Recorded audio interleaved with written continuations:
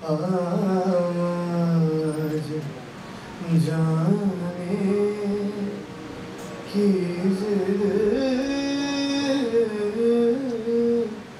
न करो,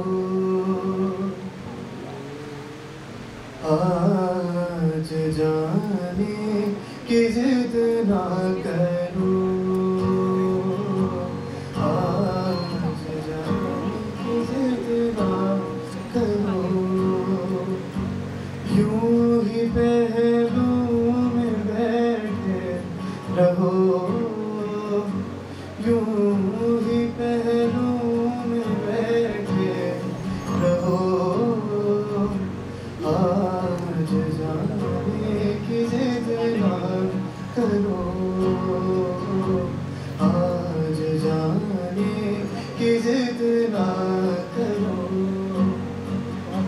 हाय मर जाएंगे हम तो लुट जाएंगे, हाय मर जाएंगे हम तो लुट जाएंगे, ऐसी बातें किया ना करो, ऐसी बातें किया ना करो, आज जाने की जिद ना करो,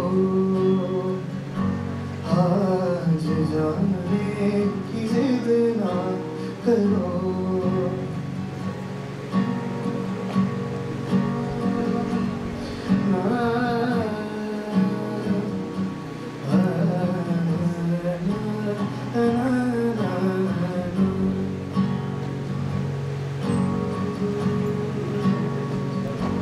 तुम ही सोचो जरा क्यों न रोके तुम्हें, जान जाती है जब उठ के जाते हो तुम, जान जाती है जब उठ के जाते हो तुम, तुमको अपनी कसम जाने जा, बात इतनी मेरी मान लो, आज जाने की जिद ना करो, आज जाने की जिद ना करो।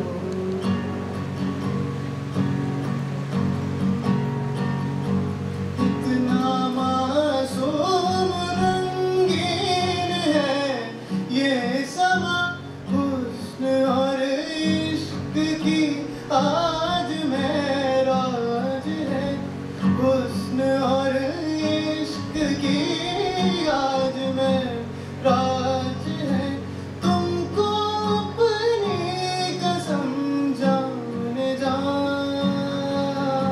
रोक लो आज की रात को, आज जाने की जिद ना करो, आज जाने की जिद ना करो। I messed up the lyrics, sorry for that. उम्र भर ना तरसते रहो,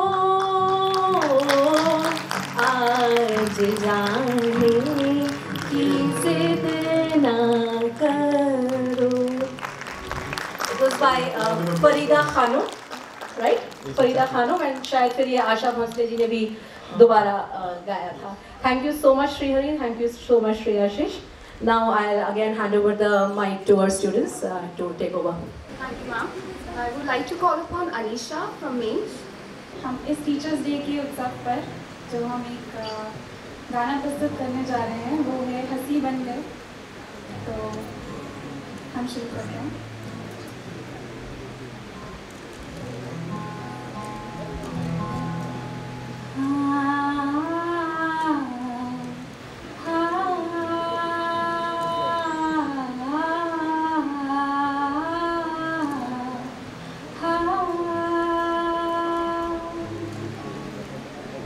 मैं जान ये वार दूं, हर जीत भी हार दूं, कीमत हो कोई तुझे बेइंतहा प्यार दूं। मैं जान ये वार दूं, हर जीत भी हार दूं, कीमत हो कोई तुझे बेइंतहा प्यार दूं। सारी हदें मेरी अब मैंने तोड़ दी, देकर मुझे पता आवारगी बन गए, हाँ हंसी बन गए, हाँ नमी बन गए, तुम मेरे आसमां मेरी ज़मीं बन गए। ओ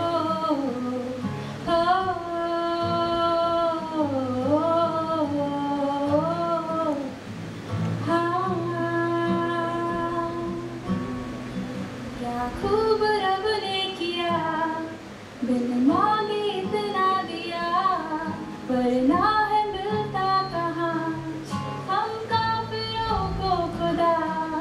क्या खूब रब ने किया, बिन मांगे इतना दिया, वरना है मिलता कहाँ हम काफिरों को खुदा। हज़रते अब मेरी अब मैंने छोड़ दी, दुआ अब मेरी आखिरी बन गए, हाँ हंसी बन गए, हाँ नमी बन गए, तुम मेरे आसमां मेरी ज़मीं बन गए। ओ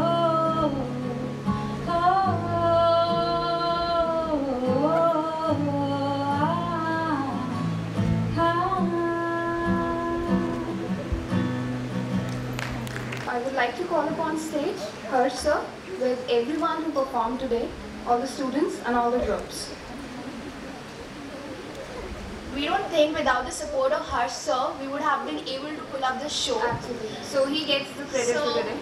Please, The entire everybody credit get on the actually. stage. The Music Society, that is the main project. FIM, that is the another dance society for me. And the other participants who were actually doing solo performances, and the anchoring was by Literary Society of Maine. Can we have a round of applause for everybody? Thank you so much. Director MAMES, Professor Dr. C.S. Sharma ji, to kindly come up on the stage and share his words of wisdom amongst us. Please welcome him with a round of applause.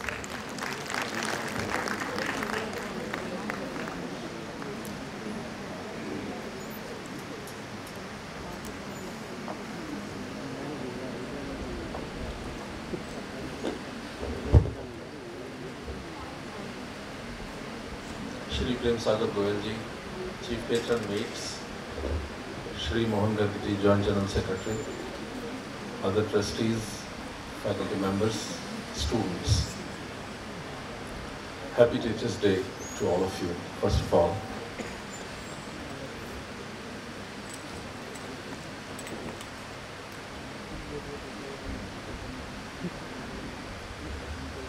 On this day, the Teachers' Day, we shall look at education, teaching, teachers. And to look at education, we need to have a frame of reference, a framework, a perspective, a paradigm. A number of paradigms have been presented by the philosophers. Epistemological approach is there, ontological approach is there. One approach comes from Shankaracharya, from his Mayavad. He describes things and phenomena He creates a distinction, subtle distinction between phenomenon and thing. And he creates another topology called object. Some objects, he says, are ephemeral. They are there and they will vanish. But Shankar also talks about objects, as which I can roughly translate as transcendental objects. The transcendental objects are the objects which are massively distributed over time and space. My scientist friends sitting over here will appreciate it very much. The transcendental objects which are massively distributed over time and space. They create vortices, creating Gaussian temporality. They remain present, they become visible over long stretches of time. And they stay over long stretches of time with the people who are involved with them. And they create what we call the phase space in terms of relativity. And they have one more feature.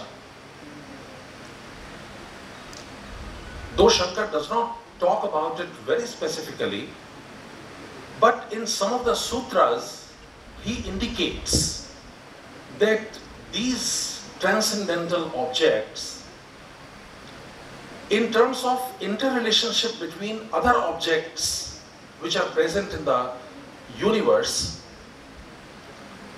the relationships between them can be represented mathematically. Therefore,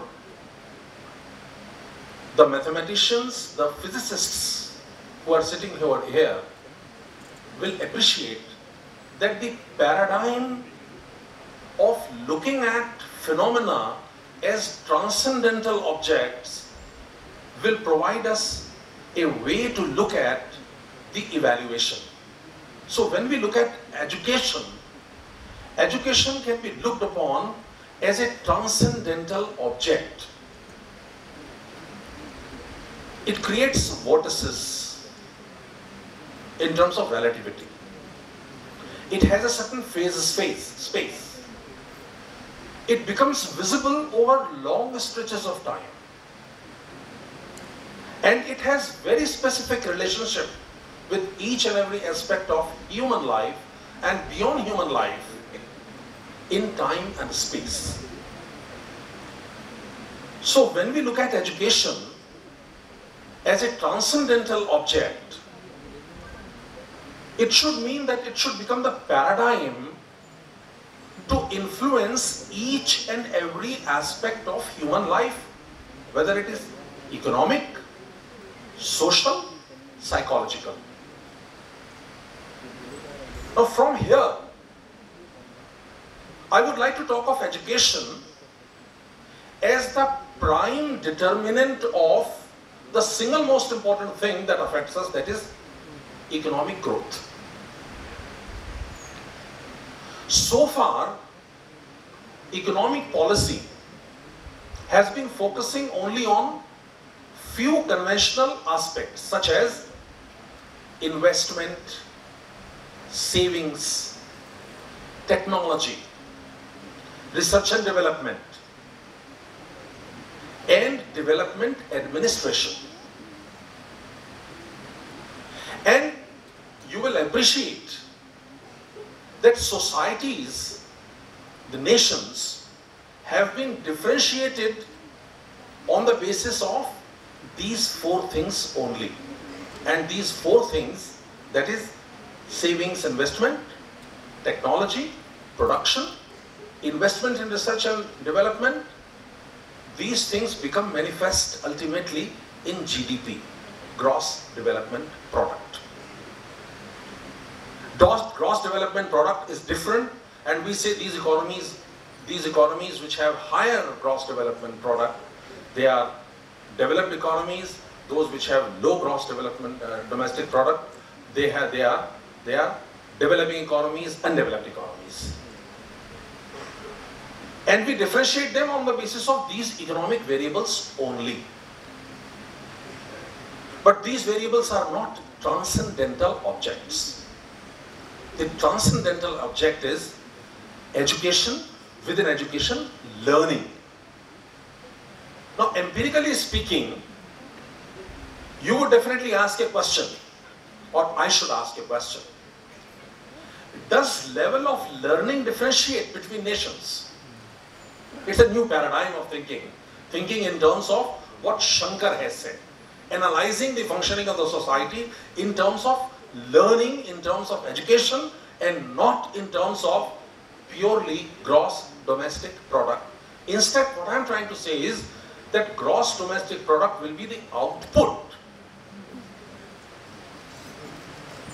Let us welcome Dr. Nand Kishore Garg. Welcome, Dr. Garg.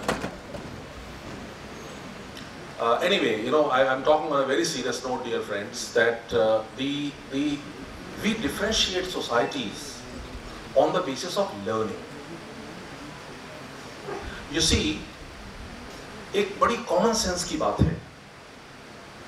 State of art technology is available on asking. देखिए paradox क्या है? State of art technology is available for asking, you have to pay for it. And given the globalization that has been taking place over the last 25 years time, technology, information is available. अगर ऐसा है, information is available, technology is available, तो societies के economic level के अंदर जो difference है, वो difference royalty for possessing higher technology का ही होना चाहिए. मेरे पास अगर टेक्नोलॉजी नहीं है हिंदुस्तान के पास, तो मैं कहीं और से उसको इंपोर्ट करता हूं, और मैं हिंदुस्तान उस टेक्नोलॉजी के लिए पेमेंट करता हूं. जो प्रोड्यूस कर रहा है, जिसकी वो टेक्नोलॉजी है, वो भी इस्तेमाल कर रहा है, उस टेक्नोलॉजी को मैं भी इस्तेमाल कर रहा हूं, मैं उसको रॉयल्टीज पे कर रहा हूं. तो अगर जीएनपी देखें या जीडीपी देखें, इकोनॉमिक वेलफेयर देखें, तो जहां से मैं इंपोर्ट कर रहा हूं वहां, और जो मैंने इंपोर्ट किया है मुझ में, हम दोनों के इकोनॉमिक डेवलपमेंट के लेवल में डिफरेंस सिर्फ इतना होना चाहिए कि what I am paying extra as royalties to the generator of that information और technology in today's globalization, today's world of easy transfer of factors of production, as you call it. But in reality it is not so. ऐसा नहीं हुआ है. इसका मतलब यह है कि available information, available factor endowment, available focus of current focus of economists purely on savings and investment and technology, that is not enough to explain the difference between the nations with respect to their level of economic development. इसका मतलब है किसी और criterion की जरूरत है. वो criterion कहां खोजे? शंकराचार्य कहते हैं कि अगर क्राइटेरियन खोजना है तो देखो ट्रांसेंडेंटल ऑब्जेक्ट्स के अंदर, जो मैसिवली डिस्ट्रीब्यूटेड है ओवर टाइम एंड स्पेस. कारण इन रियल चीजों में नहीं है, कारण है ट्रांसेंडेंटल ऑब्जेक्ट्स में, जो टाइम एंड स्पेस में मैसिवली डिस्ट्रीब्यूटेड हैं, which are capable of creating vortices, which have what I call phase space in terms of relativity. और ऐसा एक फैक्टर है एजुकेशन, और उससे भी बेहतर फैक्टर है एक learning. The societies which have shown the ability to learn, who have invested in capacities to learn, and who have developed the ability to learn how to learn, उन societies का development level दूसरी societies के मुकाबले कम रहा है.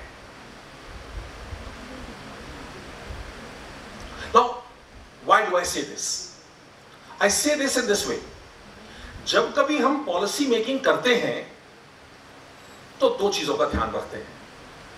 पहली चीज, epistemologically speaking, we look at the possibility of a possibility. We look at the future of the future. और जब पॉसिबिलिटी ऑफ पॉसिबिलिटी की हम बात करेंगे, जब फ्यूचर ऑफ द फ्यूचर की बात करेंगे, तो जो इफेमरल ऑब्जेक्ट्स हैं, जो नाशवान हैं, उसके आधार पर हम इवैल्यूएट नहीं कर पाएंगे. जो निरंतर है, जो ट्रांसेंडेंटल है, जो टाइम एंड स्पेस में मैसिवली डिस्ट्रीब्यूटेड है, उसकी टर्म्स में बात करनी होगी. और जब हम उस टर्म्स में बात करते हैं तो फिनोमेनन इज लर्निंग, एजुकेशन. और इसी इटर्निटी के कारण, eternity in relation to human existence, starting from one black hole to the next black hole. Eternity के टर्म्स में इफ यू लुक एट, जैसे शंकर क्या कहते हैं, पुनरपि जन्मम पुनरपि मरणम पुनपि जननी जठरे शयनम ई संसारे खलु दस्तारे कृष्णा पारे पाहि मुरारे. पुनरपि जन्मम पुनरपि मरणम, again and again and again and again. Eternity. Till eternity, what exists? And it has interrelationship mathematically with all other objects. यहां से यदि इस टर्म्स में हम लर्निंग को, एजुकेशन को, शिक्षा को, शिक्षक को यदि देखेंगे in terms of the transcendental object perspective given by Shankaracharya, तब हम जस्टिफिकेशन बना सकते हैं कि गुरु ब्रह्मा, गुरु विष्णु, गुरु देवो महेश्वरा. ये इटर्निटी गुरु की नहीं है, ये इटर्निटी उस ट्रांसेंडेंटल ऑब्जेक्ट की है which is massively distributed in time and space. तो मुख्य मुद्दा जो इकोनॉमिक पॉलिसी का होना चाहिए, वो मुख्य मुद्दा है how to make the society learning oriented.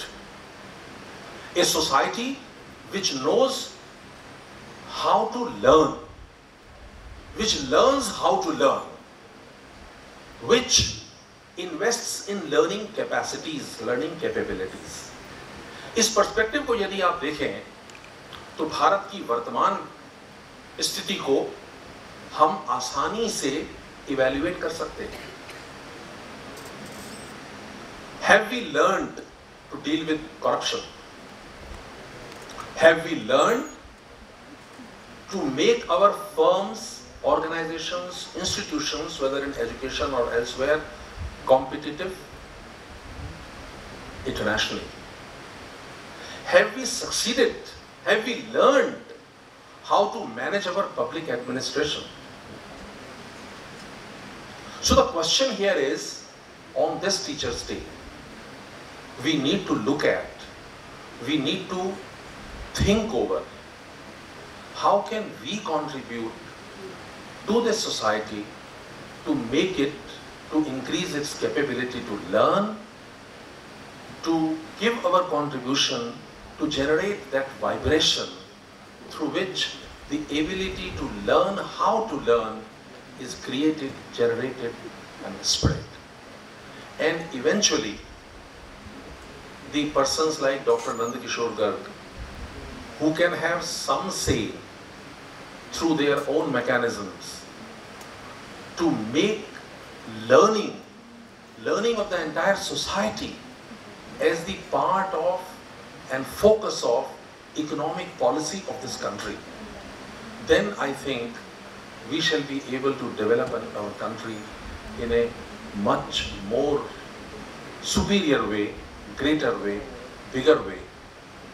Otherwise, perhaps I think that we are caught in a vicious circle.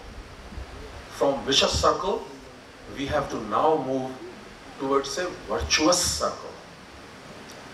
And I think, I hope, I pray that we are ultimately able to move to that virtuous circle. And of course, there is a need for the scientists, for social scientists, to start looking at perspectives of analysis, paradigms of analysis, from, instead of in Western philosophers, in Indian, Vedic and other knowledge. Like for example, as I am presenting before you, the idea of transcendental objects as a paradigm or a perspective to evaluate various phenomena. With this, I once again wish you all the best for Teachers' Day. Thank you very much. Thank you.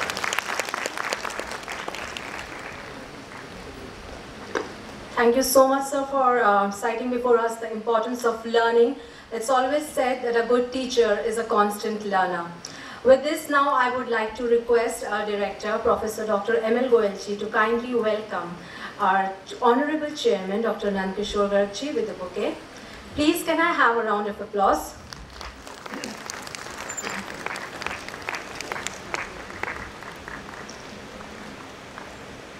I would now like to request our director, sir, Professor Dr. M.L. Goyalji, to please come up on stage and enlighten us with his words of wisdom.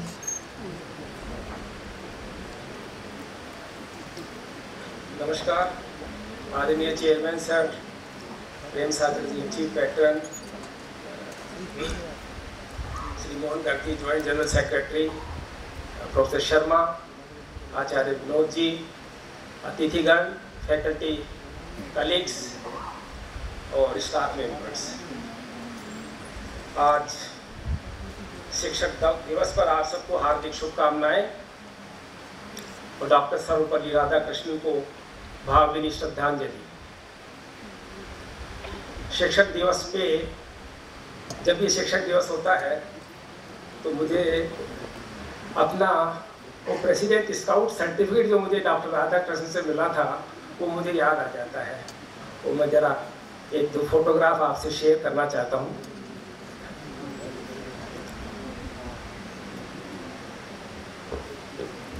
मैं BE first year का student था Malaviya Regional Engineering College Jaipur में, और ये मेरा पहला मौका था जब मैं दिल्ली आया था। पहली वाली photo. I don't know whether you can read it. As a President's Scout, you have prepared yourself for service to God, country, and to your fellow men, and have shown yourself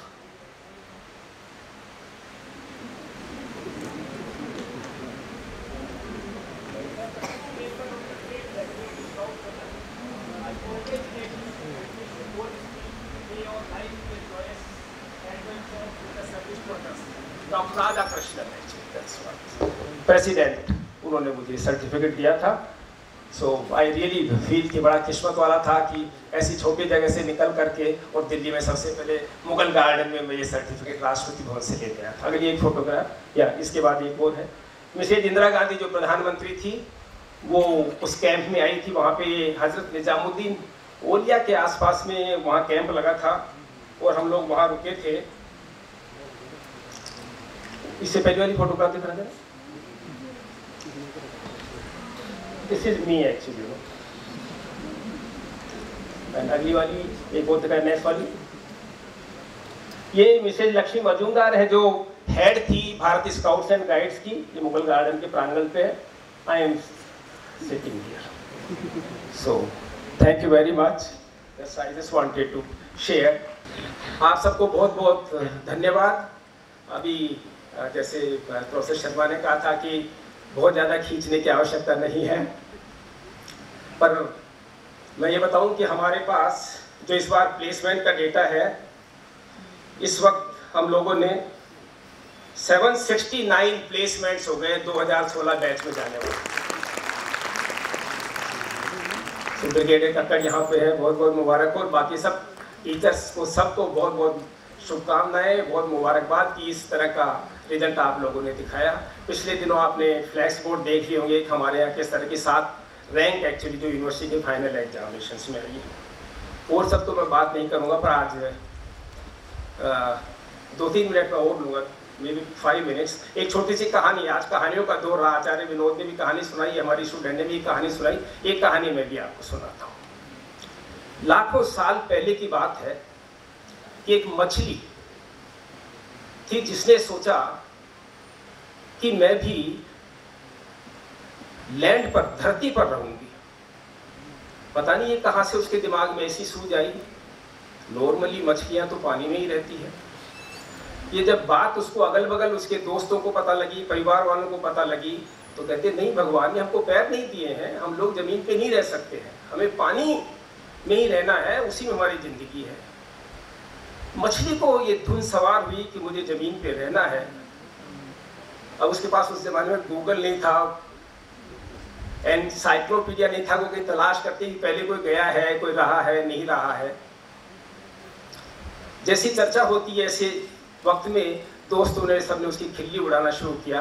पागल है, बेवकूफ है, फूंक में है, कुछ नहीं होगा, she never make it, never never never, कभी नहीं इसको सफलता मिलेगी। पर मछली की जो धुन की ऐसी शिकार हुई कि अंदर ही अंदर सोचती रही कि नहीं, मैं एक दिन जाऊंगी। और एक दिन उसने सोचा कि आज का दिन है, आज मैं अपनी यात्रा पे निकलूंगी। और समुद्र के गर्भ से नीचे अंधेरे की गहराई से उसने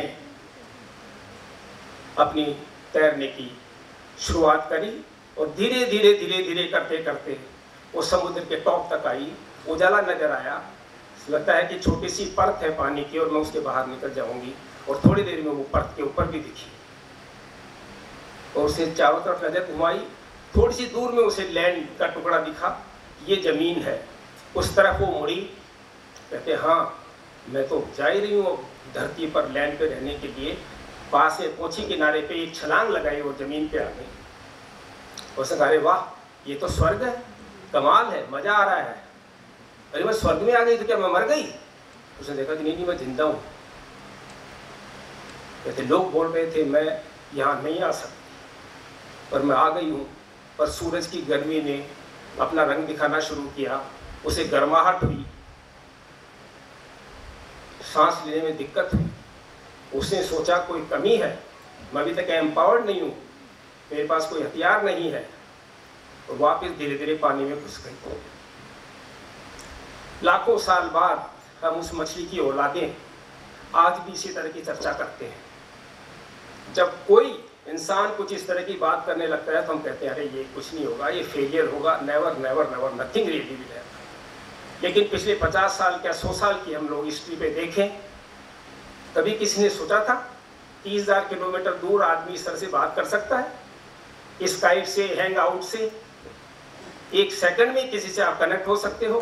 10,000 किलोमीटर से आप जमीन को देख सकते हो।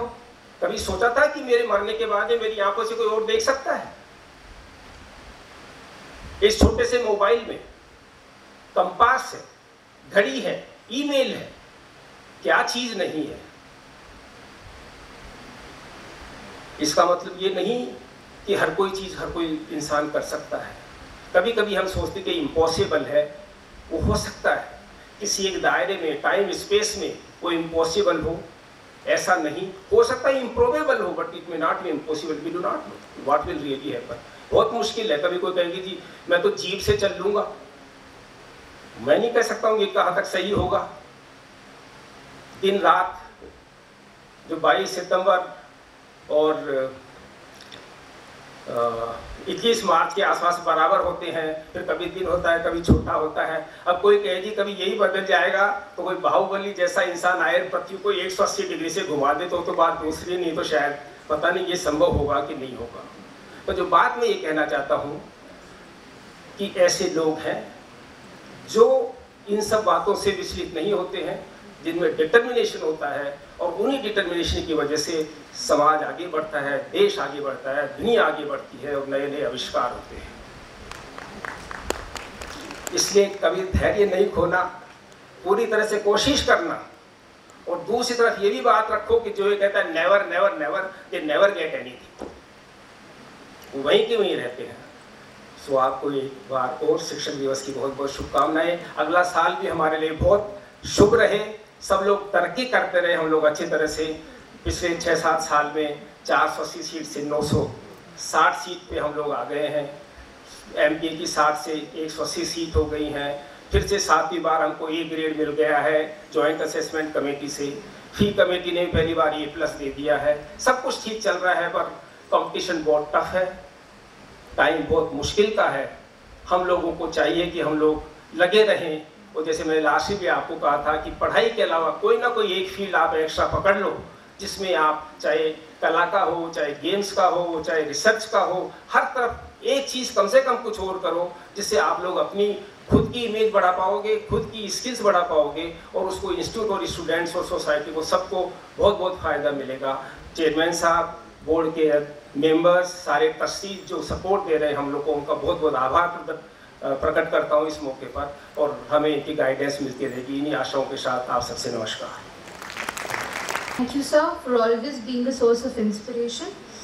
अब मैं मंच पर आमंत्रित करना चाहूँगी हमारे चीफ पेट्रन श्री प्रेम सागर जी गोयल का, कि वो अपने विचारों से हमारा मार्गदर्शन करें।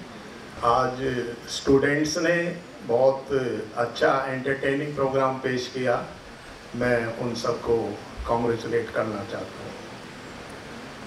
परम आदरणीय डॉक्टर नंद किशोर जी, गर्ग चेयरमैन, हमारे जॉइंट जनरल सेक्रेटरी आदरणीय श्री मोहन गर्ग जी, आचार्य विनोद जी, हमारे learning director doctor ML Sharma, learning director doctor CS Sharma ji, learning faculty members, dear students, ladies and gentleman, मैं सबसे पहले आज टीचर्स डे के इस शुभ अवसर पर आप सभी टीचर्स को मुबारकबाद देता हूँ, बधाई देता हूँ, अभिनंदन करता हूँ। Teachers day is celebrated as a mark of tribute to the contribution of teachers to this society by imparting knowledge, enlightening and shaping the career of students, and in acknowledgement and recognition of their services to the nation. It is also celebrated to commemorate the birth anniversary of second President of India, Dr. Radhakrishnan, a great philosopher, educationist, scholar, and illustrious statesman. His dream was that teachers must be the best minds of the country. This is the very important day when students show their respect, reverence, and honor to their gurus, who contribute widely for overall development of students' personality, growth and development of society and nation. Teachers act as foundation for creating responsible, idle, and patriotic citizens and good human beings. The brightness and purity in mind and hearts is a gift to students by teachers. I am proud. It is my proud privilege to join you in paying my tributes to all teachers on this occasion. Teaching is a noble and dignified profession. Also carries a great responsibility along with it. Teachers are a torch bearer to the labyrinth of knowledge. Now I would like to welcome our guiding light and our source of inspiration, our chairman sir, Dr. Nand Kishore Ji Goel on stage. आदरणीय प्रेम सागर जी, हमारे कोषाध्यक्ष Om Prakash ji, director Shri Mohanlal Goyal जी, चंद्रशेखर शर्मा जी, आचार्य विनोद जी, Atul single जी, मोहन जी, परिवार के सभी साथियों, 14 दिन late इस बार हमारा अध्यापक दिवस है, परंतु मनाना अवश्य चाहिए क्योंकि 5 तारीख की जन्माष्टमी थी और उसके कारण से पढ़ाई में हर्ज ना हो ये ध्यान करके शायद ये किया गया। बहुत ही विचार आपने सुने प्रेम सागर जी से और इससे पहले हमारे दोनों डायरेक्टर से। कहने के लिए आज़ादी कुछ है नहीं और समय भी भोजन आपकी प्रतीक्षा कर रहा होगा। मैं आप सबको बहुत बहुत आप सबका अभिनंदन करता हूं और उम्मीद करता हूं कि आप भी एस्पायर करेंगे डॉक्टर राधा कृष्णन जैसे अध्यापक बनने के लिए और विद्यार्थियों को इंस्पायर करेंगे कि वो अच्छे नागरिक बने। टीचर का बहुत बड़ा रोल है। आज भी मैं वो जो भी नेताजी सुभाष चंद्र बोस के कुछ 20 जो आज खुले हैं 60-65 फाइलें, अब कैसे एक व्यक्ति ने उसने क्योंकि क्रांतिकारी स्वभाव का था, अंग्रेजों के खिलाफ बोला तो कॉलेज से निकालने की बात हो गई थी, निकाले, परंतु उस समय के जो उपकुलपति थे डॉक्टर श्यामा प्रसाद मुखर्जी, उन्होंने उसको फिर भी इम्तिहान दिलाने के लिए कोशिश की और उनको ग्रेजुएशन करवाई। डॉक्टर राधा कृष्णन की ऐसा सौम्य चेहरा और दक्षिण भारत की वेशभूषा कहीं से लगती नहीं, तमिलियन थे, परंतु पगड़ी का, धोती का, इस लंबे कुर्ते का, मैंने अभी तक 2 ही पॉलिटिशियन ध्यान है जो धोती इस ढंग से बांधते हो तमिलियन में।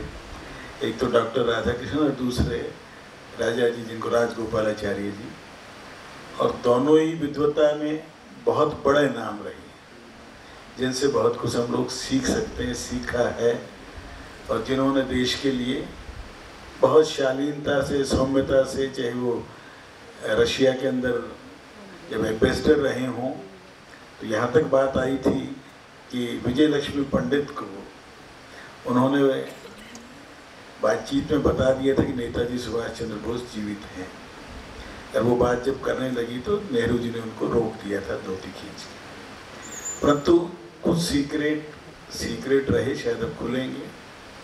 इस देश के लोगों को जानकारियाँ होनी चाहिए, परंतु जानकारी होने में देर बहुत हो गई है, पीढ़ियाँ निकल गई। इस देश का सही इतिहास हम लोगों ने ना समझा है। इस देश को जब मैकाले वहाँ की पार्लियामेंट में कहता रहा है कि मैं भारत में कोई मुझे भीख मांगता हुआ नज़र नहीं आया, कोई चोर नज़र नहीं आया, वहाँ की कैसे चरित्रवान लोग हैं, और उनको जब तक ये दोनों चीज़ें रहेंगी तब तक इनके ऊपर लंबे समय तक राज करना मुश्किल है। इसलिए इनको हीन भावना से ग्रस्त करो, इनको धीरे धीरे ये स्थिति में ला दो कि ये लोग अपने आप को अनपढ़ समझने लग जाएं। अब किसी को आप लगातार 4 दिन कह दें कि जैन साहब कुछ कमज़ोर लग रहे हो, 10-15 आदमी सुबह से शाम तक वीके जैन को एक बात कह दें तो शाम को डॉक्टर को जाके चेक कराना पड़ेगा इनको कि शायद कमज़ोर तो नहीं लग रहा। वही भारतीयों के साथ हो गया, हमें बता दिया गया हमें कुछ नहीं आता, हम अनपढ़ हैं, क्योंकि हमारे पास वो सर्टिफिकेट नहीं थे। वो सर्टिफिकेट जिसमें लिखा हो कि 8वीं पास है, 10वीं पास है, ग्रेजुएट है, पोस्ट ग्रेजुएट है, डॉक्टरेट है, वो हमारे पास नहीं थे, क्योंकि हमारी वो पद्धति नहीं थी। एकलव्य को किसने सर्टिफिकेट दिया था? डायरेक्ट तो पढ़ाया भी नहीं था। धनुर्धारी अर्जुन से भी श्रेष्ठ था। तो हम सर्टिफिकेशन, उनके सर्टिफिकेट आज भी उसी के मोहताज हैं। हमें आज भी जब तक सर्टिफाइड ना हो जाए कि इसने पीएचडी कर ली है, जब तक वो डायरेक्टर नहीं लग सकता, वो प्रिंसिपल नहीं हो सकता। इतने रिसर्च पेपर किए हो, जो कितने नकल किए हो, कहाँ से डिग्री ली हो, उसका महत्व नहीं है। पढ़ाता कैसे है, कैसे उसका जीवन है, कैसे वो जीवन से अपने क्लास के अंदर अपने आप को प्रस्तुत करता है, उनको देखने का कोई हमारी कसौटियाँ जो होनी चाहिए थी वो नहीं है। केवल डिग्रियां देखेंगे, और मजबूरी में पढ़ाने वाले आधे से ज़्यादा इस देश में। आज बाई चॉइस पढ़ाने वाले बहुत कम लोग हैं पिछले 40-50 साल में, क्योंकि अध्यापकों का जो सम्मान, एक दिन हम कर लेते हैं बात, सम्मान होना चाहिए, पर अध्यापक का जो सम्मान था 1960 तक, बाद में बेचारा मास्टर जी हो गए धीरे धीरे। अरे मास्टर जी जा रहा, कोई बात नहीं। ये स्थिति क्यों आ गई? वो केवल वेतन भोगी बन गए, और हमारे दृष्टि से वो मास्टर जी हो गए धीरे धीरे। जो चरण छुआ करते थे वो 8 घंटे 10 घंटे घर पे भी बुलाता था। ट्यूशन का मतलब ही नहीं था पैसे लेके पढ़ाने का, घर पे बुलाकर भी। अभी भी पुराने लोग जो बताते हैं कि घर पे जाएं घंटा 2 घंटा, कॉलेज लेवल पर भी, स्टीफेंस जैसे कॉलेज में भी पीछे आए थे एक बार, कॉलेज में बता रहे थे मेरे घर पे बच्चों को जब लगता है कि आज चाय पीनी है तो जानबूझ के 11 बजे आके 2-4 सवाल पूछते, और इतनी देर में मिसिज उठती तो कहना बेटा चाय या कॉफ़ी तो लोगे ना। उन्हें मालूम था स्वभाव का कि सर उठेंगे पढ़ाएंगे तो मिसिज भी उठेंगी, और उठेंगी तो कम से कम इस बहाने चाय पूछे। अब कहाँ उस टाइप के टीचर और कहाँ हम ये हो जाए कि हमारी क्लास में किसी बच्चे को कुछ भी हो रहा और हमें पता ही ना चले। परसों मुझे 2 हमारे यहाँ के स्टूडेंट मिले, 3rd ईयर इलेक्ट्रॉनिक्स के।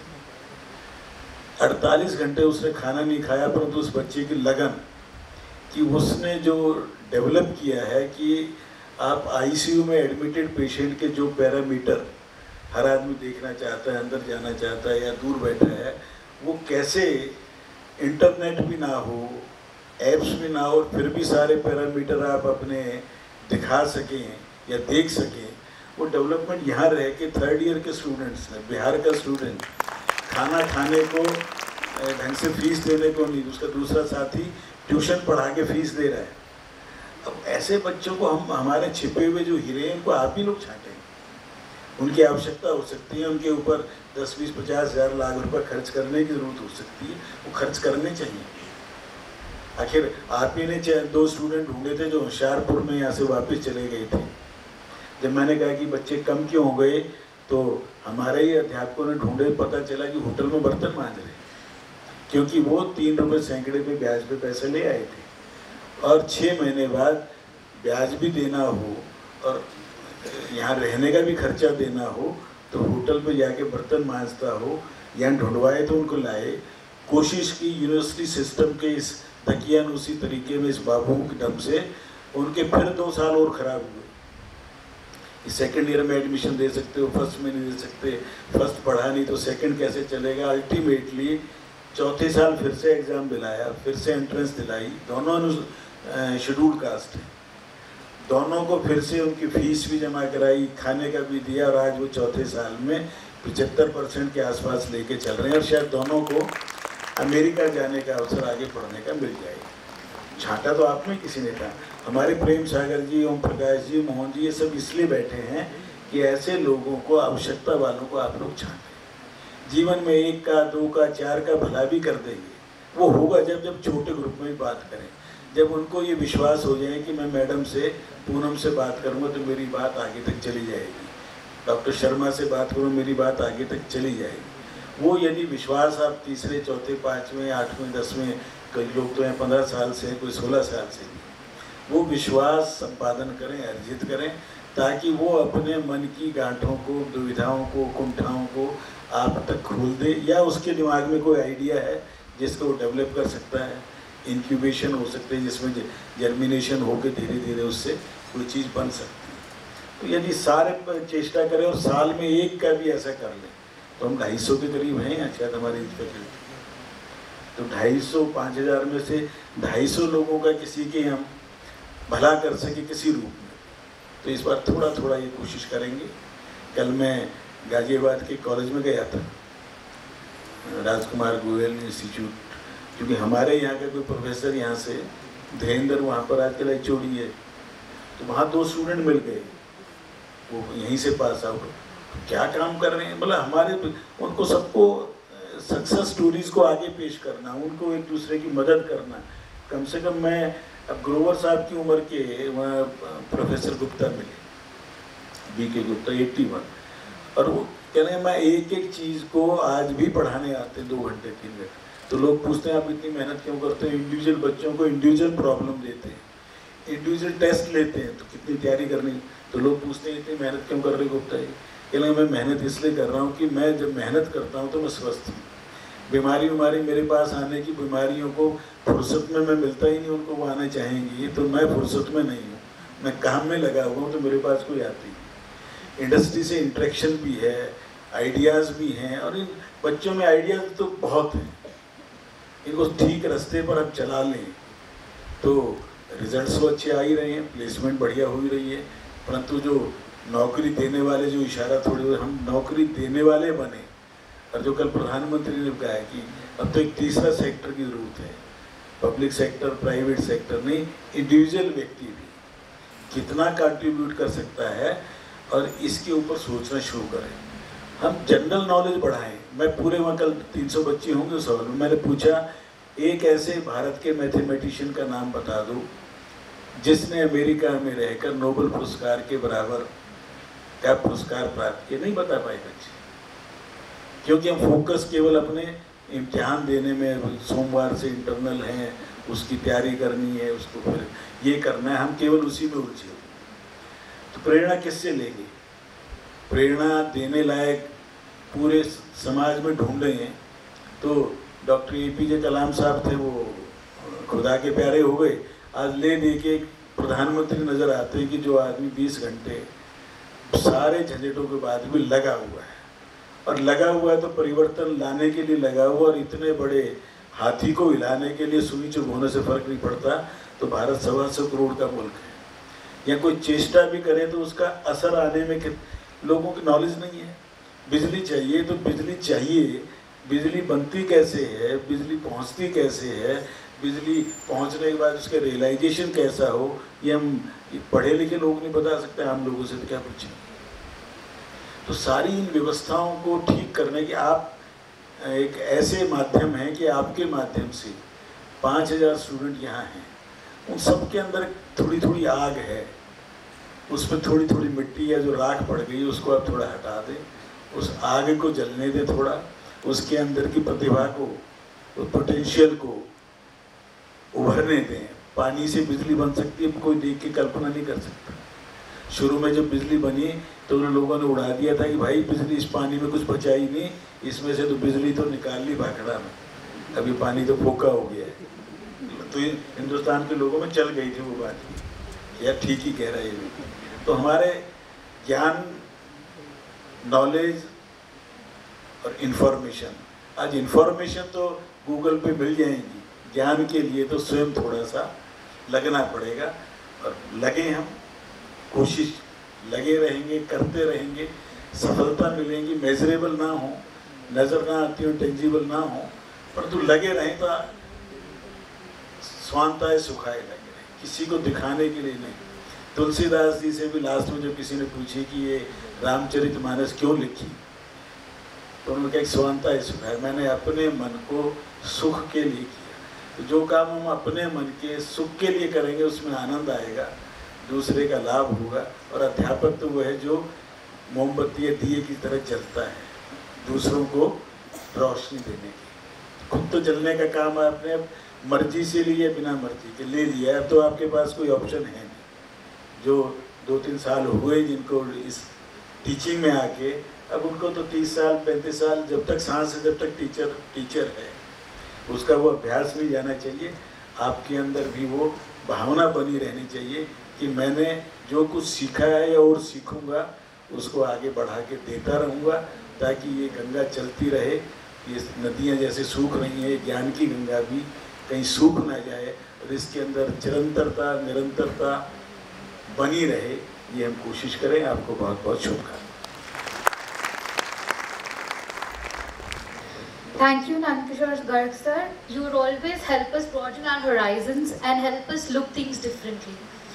Further, I would like to thank everybody gathered here. I would now request all the honorable guests, members of the trust, chairman sir, and faculty to proceed to the mini Audi for lunch. Also, the non-teaching staff to proceed to the Audi lounge.